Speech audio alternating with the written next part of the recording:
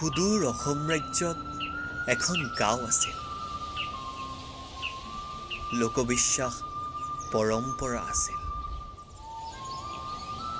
আছিলে ৰহস্য, আছিলে বহু ভাষ্য, আছিলে লগত কাহিনীৰ গাথা, বাঁহগছৰ এক সুকীয়া উপাসনা। দাদা, তই পূজাৰ পৰা কিয় পলাই আহিলি?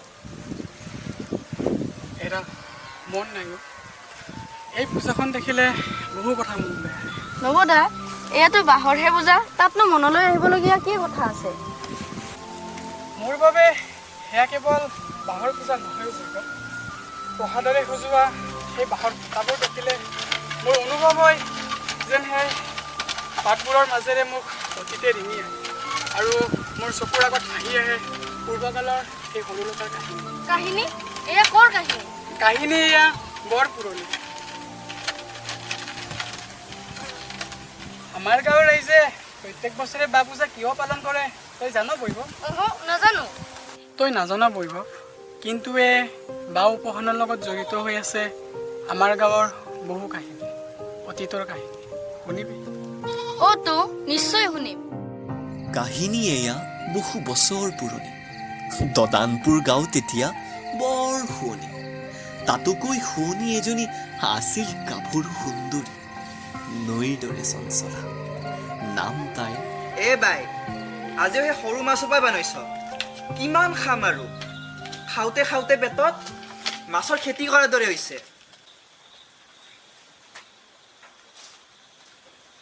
এই বজাৰত আজি একদমেই বিক্ৰী নহ'ল। গাঁৱলৈ আহোঁতেও পলম হ'ল। তই কাইলৈ এটা কাম কৰিবিচোন, ৰাতিপুৱাতে বাৰীৰ তামোলখিনি পেকেটত ভৰাই বজাৰত গৈ বেচি আহিবিচোন। আৰু মই ৰাতিপুৱাতে বৰপুখুৰীৰ পৰা তোলৈ ডাঙৰ মাছ এটা ধৰি আনিম।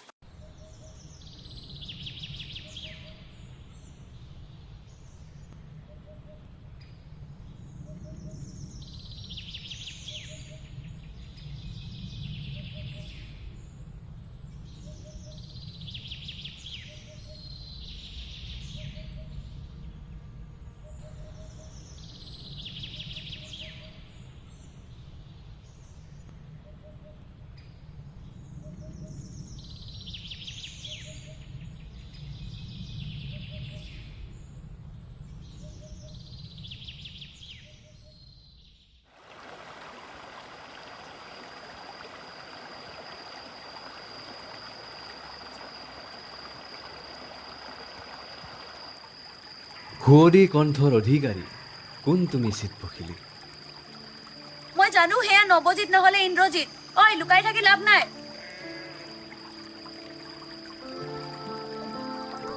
ফুল ফুলিছে, বাঁহ বলিছে, সৰুলতাক দেখি আজি প্ৰকৃতিও হাঁহিছে।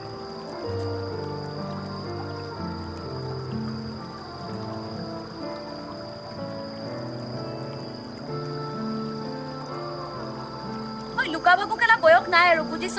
আন কাম নাই যদি এই জালখন ছটিয়াবলৈ মোক সহায় নকৰ কিয়?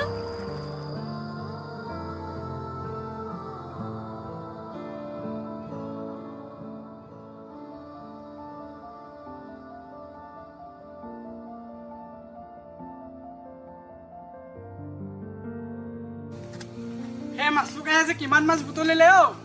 বুলিছো মৰমৰে আমাকো অলপ দিয়া হ'লে। পাগলী শুন, আলহী পদূলি তেনেকে অপমান কৰে নেকি? আমাক অতিথি সেৱা নালাগে এজনী। যদু খুৰাই তহঁতৰ কাৰণে লাই শাক দি পঠিয়াইছে। তাকেহে দিব আহিছো ইমান দূৰৰ পৰা। আচৰিত কাণ কটা ল'ৰা তহঁত। জাল পাতোতেতো সহায় কৰিব নোৱাৰ, এতিয়া আকৌ নীলাজৰ দৰে হাত পাতিবলৈ আহ। সোমা। সখী, এইজনী অলপ বলিয়া হ'ল নেকি? নে বাঁহ গছৰ গোটেই পালে? চাচোন চা, কি ভ্ৰম বকিছে। ময়ে ভ্ৰম বকিছো দে। পুখুৰী পাৰত লুকা ভাকু খেলি মোকেই জোকাবি, এতিয়া মোৰ পৰাই হাৰিবলৈ আহিছ। মাই, তোৰ সেই পকাচুলিৰ শপত খাই গৈছো, আমি একো ভ্ৰম বকা নাই। আজি বৰপুখুৰী পাৰত তোক নেদেখা বুলি ভাবিছ? আজি দেখোন আমি দুয়ো খৰি বেচিবলৈ গৈছিলো আমচয়াতলৈ।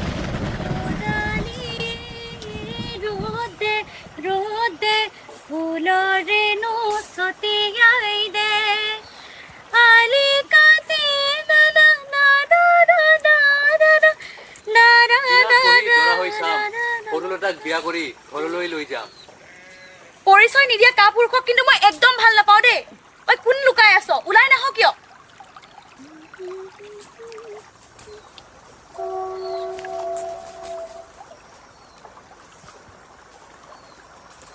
মই অহিৰু। অহিৰু? কোন অহিৰু? তোমাক দেখোন দেখা মোৰ মনতেই নাই। কোন গাঁৱৰ তুমি? কি পৰিচয় তোমাৰ? কি ঠিকনা? কি ঘৰ কি গাঁও, পৰিচয়বিহীন অস্তিত্ব, ঠিকনা আৰু তাতকৈ।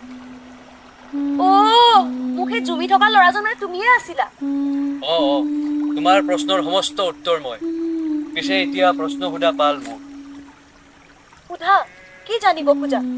তোৰ আগৰ কাহিনী কথা জানিছো, শুনিছো বহু কথা। দদানপুৰৰ শুৱনি, তুমি কাপুৰু সুন্দৰী, নৈৰ দৰে চঞ্চলা, নাম তোমাৰ সৰুলতা। কোৱা এতিয়া গাঁৱৰ কথা, পৰিয়ালৰ কথা, ভাল পোৱাৰ কথা, আৰু আছে যদি কিবা বেথা। ভাল পোৱা? গাঁও? ঘৰ?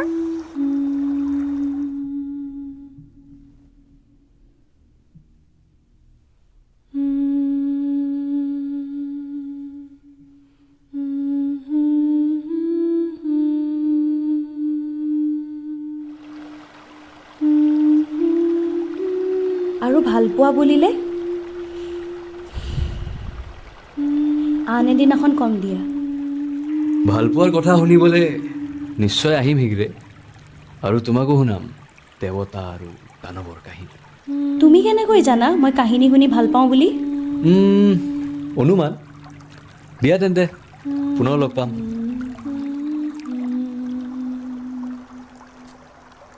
আকৌ কেতিয়া আহিবা তুমি? এই পাতটো সদায় এবাৰ মেলি চাবা। যিদিনাই এই মৰহা পাত পুনৰ জীপাল হৈ উঠে, বুজিবা সিদিনাই মোৰ পুনৰ আগমন হ'ব এই বৃক্ষৰ তলত। নিজান বেলা সৰুলতা কাৰ সম্পদ? দানৱৰ লগত? এয়া সৰুলতা নৈৰ ঘাটত। শেষ সন্ধিয়া গুজি দিয়া এক মৰহা পাত, মৃত্যুৰ পৰা জীৱনলৈ যোৱা ওলোটা পাত। সত্য কি অসত্য কি, ঘাত কি প্ৰতিঘাত কি, অসুৰ নে দানৱ, দেৱতা নে অমানৱ? চল কপটক সাৰথি বনাই খুৰাই ৰলে ঘৃণাৰ বীজ, ইন্দ্ৰনৱ দাগ চলনা কৰিলে মনে গঢ়া কাহিনীৰে। সৰুলতাই নৈৰ পাৰত হেনো কৰিছে ঘৃণনীয় কাণ্ড, প্ৰেম কৰিছে তাই দানৱৰ লগত। যদি হেৰাব নিবিচাৰ তাইক গুচি যা নৈৰ ঘাটলে। আচৰিত, মৰা পাতখন দেখোন জীয়াই উঠিছে। বিশ্বাস সকলো পৰিক্ৰমণ কৰে, এই বিশ্বাসকে কেন্দ্ৰ কৰে। তুমি দেৱতা নে দানৱ? এয়া কি হৈছে? তেজ তেজ ক'ব গৈছে চাচোন। কিন্তু কেনেকৈ? ক'ত হাত দিছিলি তই? নবৈ, এইটো গানৰ পৰাচোন তেজ নিবৰিছে। কি হৈছে এয়া? বলা বলা বলা। ফুল ফুলিছে, বাঁহ বলিছে, সৰুলতাক দেখি আজি প্ৰকৃতিও হাঁহিছে।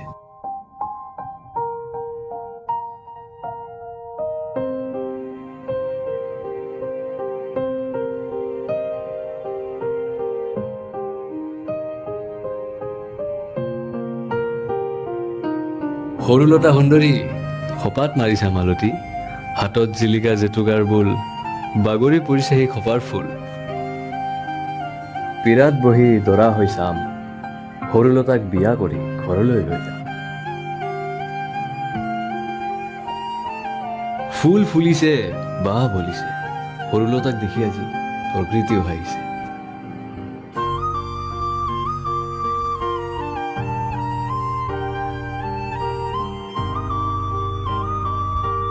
দানৱ নহয় অ', তোমাৰ দৰে তেজমংগহৰ মানৱ।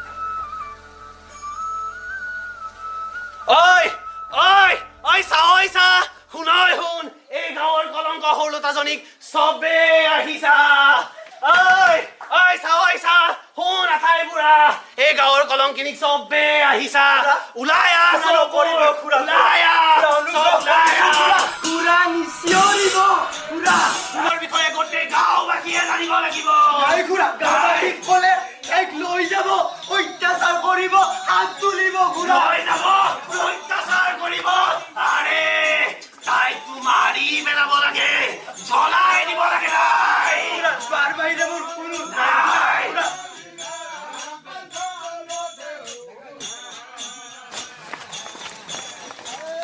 ঐ ঐ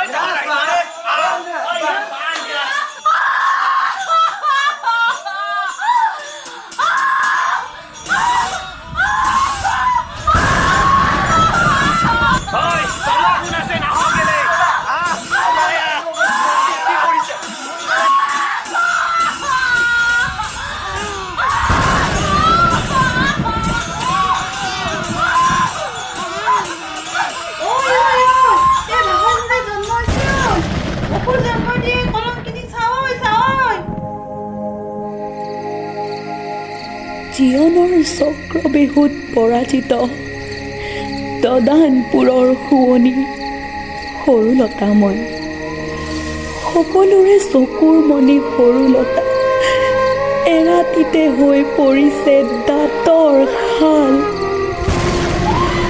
গাঁৱৰ ৰাইজে নিজৰ দুৱাৰ তলিতে মোৰ চিতা সাজিছে আৰু দপকৈ একুৰা জ্বলন্ত জুই গ্ৰাস গৈছে মোৰ গাভৰু শৰীৰ কিন্তু কিয়